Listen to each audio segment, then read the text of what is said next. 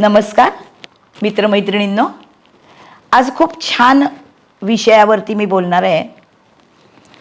आपण गुरु भ्रमण पाहिलं होतं गेल्या वर्षी, जेव्हा 2 महिन्यासाठी गुरु कर्क राशीत आला होता आणि परत मागे मिथुनेमध्ये गेला, उरलेलं त्याचं मिथुनेतलं भ्रमण पूर्ण करण्यासाठी. ग्रह आपला नियम सोडत नाहीत, त्याच्यामुळे 1 वर्षभर गुरु एका राशीत असतो, तो 1 वर्ष त्याचं पूर्ण करतोच.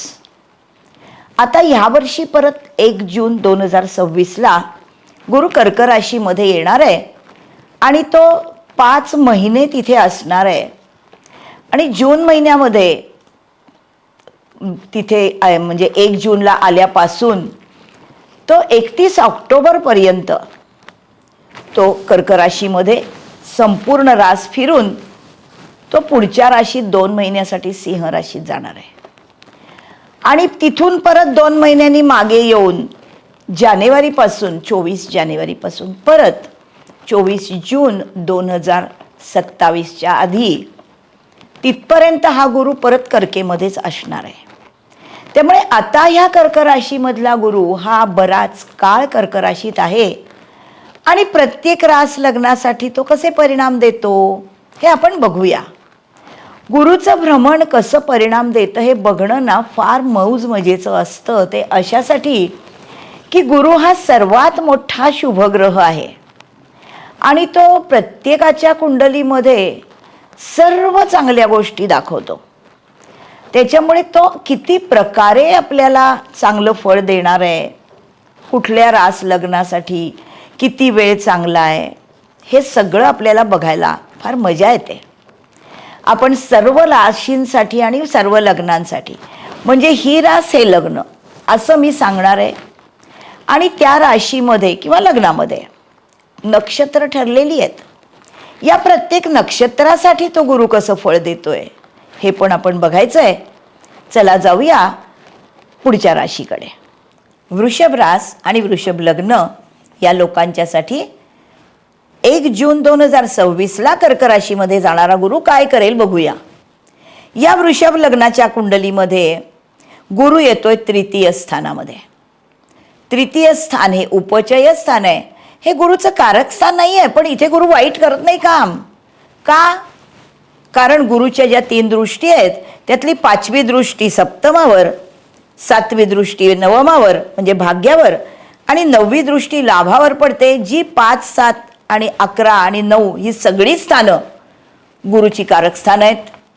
त्या कारक स्थानांमध्ये गुरु उत्तम परिणाम देणार आहे आणि तृतीयामध्ये आहे म्हणून तृतीयाचे पण उत्तम परिणाम देणार आहे. संघर्ष करणारं हे तृतीय स्थान आहे. संघर्ष करून पराक्रम करणारं, याला पराक्रम स्थान म्हणतात. त्याच्यामुळे संघर्षामधून अनेक गोष्टींमध्ये यश मिळवेल. हा सप्तमावर बघतोय, हा सप्तमामध्ये विवाह योग आणतोय. हा दशमावर भाग्यावर बघतोय, भाग्यामध्ये तो लांबच्या प्रवासासाठी उद्युक्त करणार आहे. कारण भाग्यस्थान हे तीर्थक्षेत्राचं आणि लांबच्या प्रवासाचं स्थान आहे. अजून एक वेगळी गोष्ट गुरु अशी करतो, तृतीय स्थान हे बुधाचं, म्हणजे तिथे भाषा आणि लिखाण आहे. आणि तिथून तो जेव्हा 7व्या दृष्टीने भाग्यस्थानाकडे बघतो, भाग्यस्थान हे प्रकाशनाचं आहे. त्याच्यामुळे हा गुरु जे लोक लेखक आहेत यांच्यासाठी पुस्तकं प्रकाशित करणारा असणार आहे. याची जी 9वी दृष्टी पडतीये ती लाभावर पडतीये. आपल्या कामासाठी माणसाला गुंतवणूक करावीच लागते. जे लेखक आहेत त्यांनी आपल्या लेखन कामासाठी गुंतवणूक केली असेल तर त्याच्यामधून त्यांना लाभ मिळणार आहेत. ज्या गुंतवणुकीतून त्यांचं काम पुढे येणार आहे अशा गुंतवणुकीमुळे त्यांना लाभ मिळणार आहेत. आणि शिवाय लाभस्थाने मित्र परिवाराचं आहे, नेटवर्क सर्कलचं आहे. इथे सरकारी कामं पण तुमची होणार आहेत आणि मित्र परिवाराशी तुमचे संबंध खूप उत्तम राहणार आहेत या संपूर्ण कर्क राशीच्या गुरुमध्ये. या कर्क राशीमध्ये येणारी नक्षत्र 3, त्या 3ही नक्षत्राच्या लोकांना स्पेसिफिक गुरु काय करतो बघूया. कृत्तिका, रोहिणी आणि मृग ही 3 नक्षत्र वृषभ राशीत येतात. कृत्तिकाचा स्वामी रवी आहे, रोहिणीचा स्वामी चंद्र आहे आणि मृगचा स्वामी मंगळ आहे. कृत्तिका नक्षत्राला 2027 मध्ये जेव्हा 24 जानेवारी ते 24 जून हा गुरु कर्केमध्ये आहे, तेव्हा तो अतिशय चांगलं फळ देणार आहे आणि आध्यात्मिकतेचं फळ त्याला देणार आहे. कारण रवी हा आत्म्याचा कारक आहे, त्याचं हे नक्षत्र आहे. आणि आश्लेषा नक्षत्रामध्ये असणारा गुरु हा अर्थातच कुंडलिनी जागृतीसाठी अध्यात्माकडे नेणारा गुरु आहे. रोहिणी नक्षत्राच्या लोकांना ऑगस्ट ते नोव्हेंबर आणि जानेवारी 2027 ते 2027 जून म्हणजे 2026मध्येही आणि 27मध्येही संपूर्ण गुरु उत्तम फळ देणार आहे. विवाह, मंगल कार्य या सगळ्यासाठी हा गुरु त्यांना चांगला आहे. रोहिणी हे चंद्राचं नक्षत्र आहे.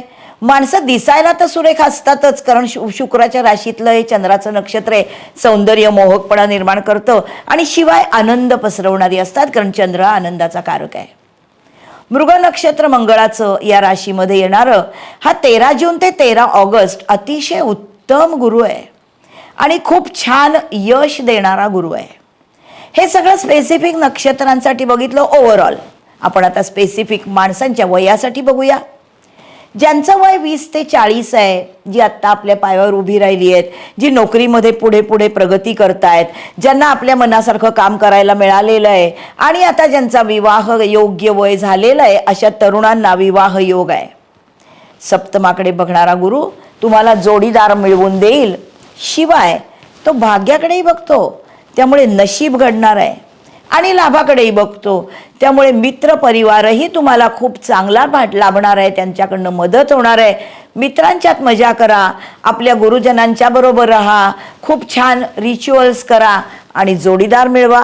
इतक्या आघाड्यांवर या तरुण मंडळींना हा गुरु उत्तम आहे. 40 ते 60 या वयामध्ये हे पण तरुणच आहेत आणि अतिशय एन्थुझियास्टिक आहेत, खूप काम करणार आहेत, पैशासाठी खूप काम करणार आहेत, कारण अर्थत्रिकोणातली रास आहे. परदेशी कामामध्ये नवीन कामांच्या संधी येतील आणि त्याशिवाय भाग्यामध्ये आहे म्हणून परदेशी कामांसाठी संधी, दृष्टी भाग्यात आहे म्हणून, आणि लाभामध्ये मोठ्या भावंडांशी अतिशय चांगले संबंध होतील, कारण हे मोठ्या भावंडांचं स्थान आहे. अनेक मित्रांबरोबर तुम्ही राहाल, अनेक मित्रांकडनं तुम्हाला लाभ पण होतील. 60च्या पुढे ज्यांचं वय आहे, जे वानप्रस्थाश्रमाच्या पुढे गेलेले आहेत आणि अजूनही कामामध्ये अतिशय उत्साही आहेत, यांना जीवनशक्ती चांगली आहे आणि मौज मजा करायची आहे, पैसा साठवायचा आहे, असे हे लोक आहेत. त्यामुळे क्रिएटिव्हिटी खूप यांच्यामध्ये आहे, त्याच्यामधून साठवणूक तर करणार आहेत समाजामध्ये, समाजातल्या नात्यांची, सामाजिक कामामध्ये भाग घेणार आहेत, नवीन गोष्टी करणार आहेत आणि त्याच्यामध्ये त्यांना खूप रमता येणार आहे, कारण कसली चिंता नाही आहे.